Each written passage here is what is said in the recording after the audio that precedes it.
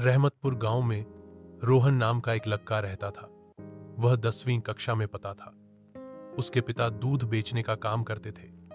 रोहन भी समय निकालकर अपने पापा के काम में हाथ बौटाता था, जैसे गाय भैंस को नहलाना, चारा डालना और दूध निकालना आदि।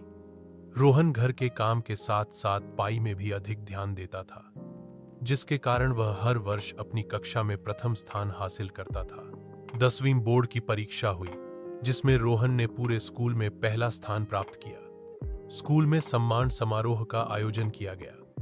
रोहन को फूल माला का हार पहनाकर उसे मेडल दिया गया। सभी बच्चों ने स्टेज के सामने बैठकर रोहन के लिए तालियां बजाकर उसका हौसला बढ़ाया।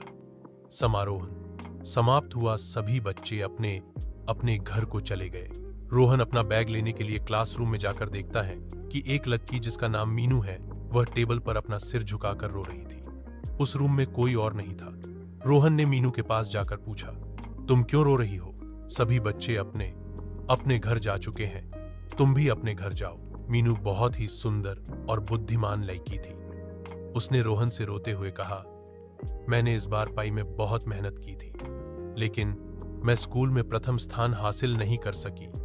मैंने अपने माता पिता से वादा किया था कि इस बार जरूर मैं प्रथम आऊंगी, लेकिन ऐसा नहीं हो सका। अब मैं अपने माता पिता के सामने कैसे जाऊं? रोहन ने कहा। अच्छा, तो ये बात है, तुम इसलिए रो रही हो?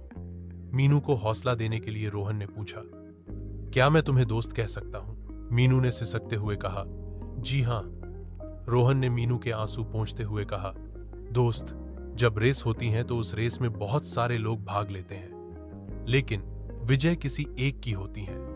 ठीक इसी प्रकार हम सभी पूरे साल मेहनत करते हैं, लेकिन परीक्षा में किसी एक को ही प्रथम स्थान प्राप्त होता है। इस बार अपनी कमियों को ध्यान में रखकर पढ़ाई करो। मुझे पूरा विश्वास है कि तुम प्रथम स्थान जरूर प्राप्त करोगी। रोहन की बातें सुनकर मीनू के अंदर एक नई चेतना सी जग गई।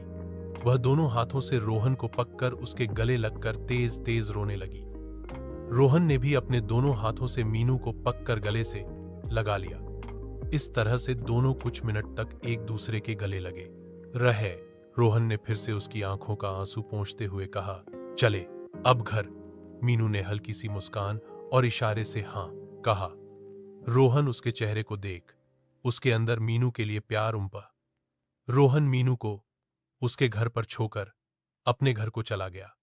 घर जाकर रोहन और मीनू पूरी रात सो नहीं सके। दोनों के सामने एक दूसरे के चेहरे ही दिख रहे थे। इस तरह से अब दोनों के बीच बेपनाह प्यार दिन प्रतिदिन बढ़ता जा रहा था। दोनों एक साथ रहने लगे थे। रोहन पढ़ाई में मीनू की मदद भी करता था। अब दोनों की स्कूल की पढ़ाई पूरी हो गई। मीनू अमीर घर से थी।